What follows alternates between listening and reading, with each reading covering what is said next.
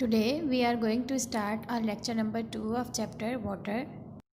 In today's lecture, students, we are going to learn about the purification of water in the laboratory as well as purification of drinking water. Then we will discuss about the ways to reduce wastage of water, and in the last we will discuss about water pollution. So let's start with the purification of water in the laboratory. Water in the laboratory can be purified by a process known as distillation. Laboratory के अंदर जो water है उसको purify करने के लिए जो process use किया जाता है उसे कहते हैं डिस्टिलेशन।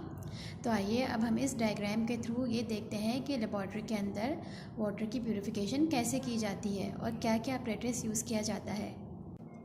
तो सबसे पहले एक राउंड बॉटम फ्लास्क के अंदर, जैसे कि आप यहाँ डायग्राम में देख रहे हैं, इम्प्योर वाटर को लिया जाता है।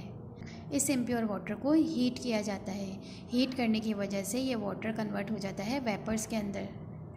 फिर ये वेपर्स एक फ्रैक्शनेटिंग कॉलम के ज़रिए एक ट्यूब में जाते हैं जिसे हम कहते हैं लेबेक कंडेंसर।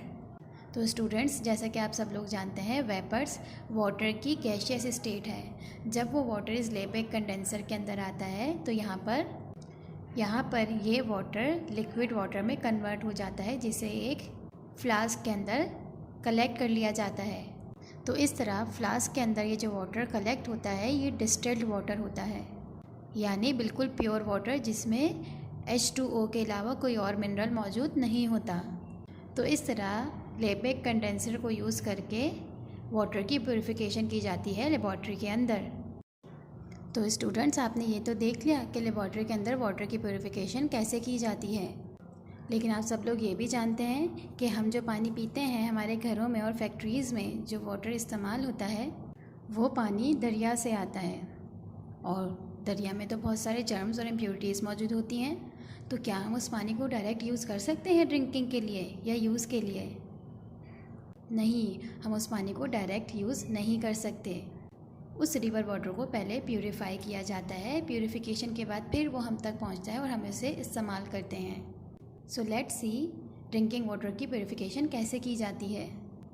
तो सबसे पहले तो पानी को पम्प्स के ज़रिए उस जगह पर पहुंचाया जाता है जहां पर वाटर की प्यूरिफिकेशन करनी होती है, जिसे हम कहते हैं वाटर फिल्ट्रेशन प्लांट। जब ये पानी वाटर फिल्ट्रेशन प्लांट तक पहुंच जाता है तो इसमें बहुत सारी इम्प्योरिटीज़ मौजूद होती हैं। कुछ इम्प्योरिटीज़ इसके अंदर सॉल्युबल होती हैं, कुछ ऐसी होती हैं जो सॉलिड होती हैं। तो सबसे पहले इस वाटर में से सॉलिड इम्प्योरिटीज़ को रिमूव कराया जाता है, जिसके लिए इसे डिफरेंट फिल्ट्रेशन टैंक से गुजारा जाता है।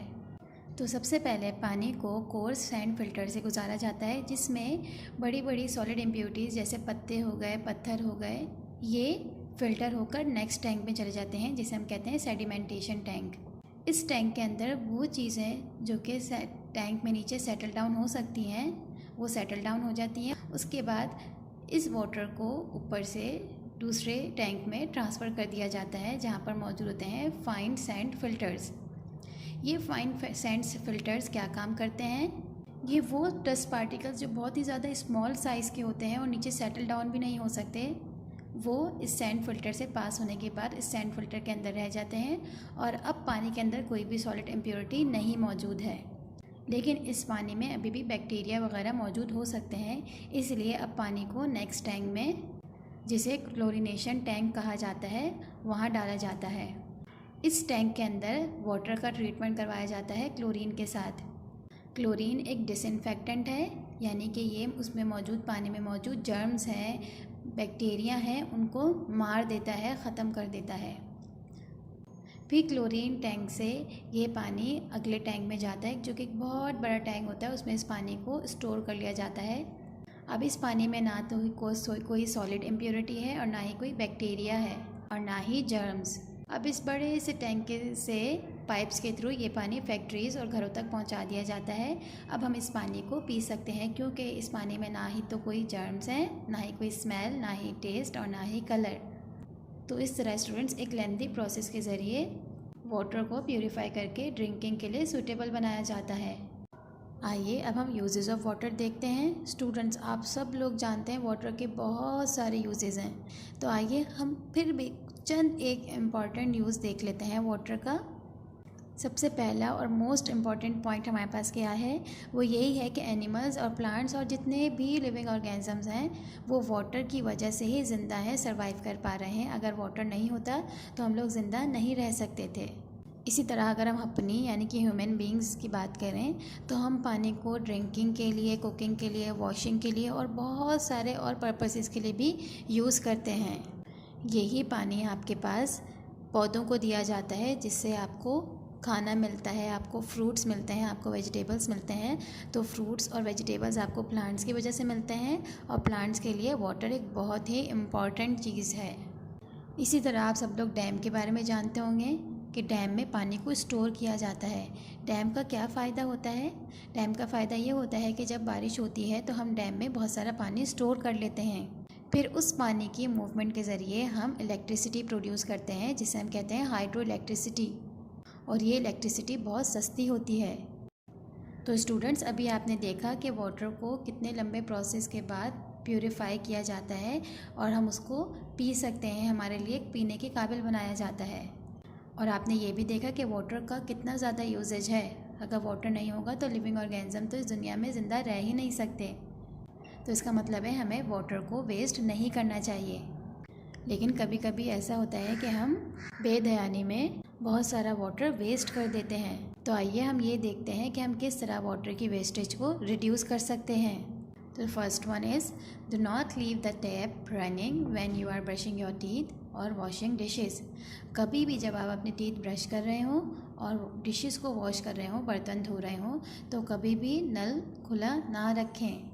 बिल्कुल इसी तरह immediately repair your leaking taps. अगर आपके घर में कोई भी नल है या कोई भी पाइपलाइन है जो लीक कर रही हो, उसको फ़ौरन से सबसे पहले उसकी रिपेयरिंग करा लीजिए ताकि वहाँ से पानी ज़ाया ना हो।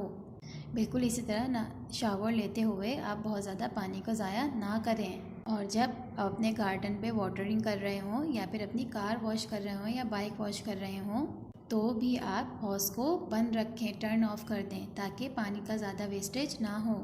इन तमाम सिंपल स्टेप्स को फॉलो करके आप पानी को बचा सकते हैं, उसको वेस्ट होने से बचा सकते हैं। स्टूडेंट्स, हमने आपको अपने फर्स्ट लेक्चर में बताया था कि हमारे घरों और फैक्ट्रीज से जो वेस्ट वाटर निकलता है वो दरियाओं में जाता है और फिर दरिया से वो पानी बहता हुआ समंदर में गिर जाता है और इस पानी में तो बहुत सारे हार्मफुल सब्सटेंसेस होते हैं। तो ये harmful and unhygienic substances which are present in the water causes water pollution. क्योंकि इस वेस्ट वाटर जो कि डर्टी वाटर होता है, ये हमारे घरों का होता है, फैक्ट्रीज़ का होता है, तो इसमें बहुत सारे जर्म्स होते हैं जिसकी वजह से एनिमल्स के साथ साथ ह्यूमन बींग्स भी बहुत ज़्यादा बीमार हो सकते हैं। इसी तरह जो फैक्ट्रीज़ का गंदा पानी होता है, वेस्ट वाटर होता है, वो भी रिवर और सी में जाता है और फैक्ट्रीज से निकलने हुए वेस्ट वाटर में तो बहुत ज़्यादा हार्मफुल केमिकल सब्सटेंसेस मौजूद होते हैं। ये हार्मफुल केमिकल सब्सटेंसेस जब फैक्ट्रीज से निकलने वाले वेस्ट वाटर के साथ रिवर और सी में ड्रेन किए जाते हैं तो उसमें मौजूद जो फ़िशेज़ हैं वो मर जाती हैं, या फिर कभी कभार ऐसा होता है ये केमिकल सब्सटेंसेस उनकी बॉडी के अंदर स्टोर हो जाते हैं और जब हम लोग इंसान उन फिशेस को खाते हैं तो वो केमिकल सब्सटेंसेस हमारी बॉडी के अंदर आ जाते हैं जिससे हम बीमार हो जाते हैं।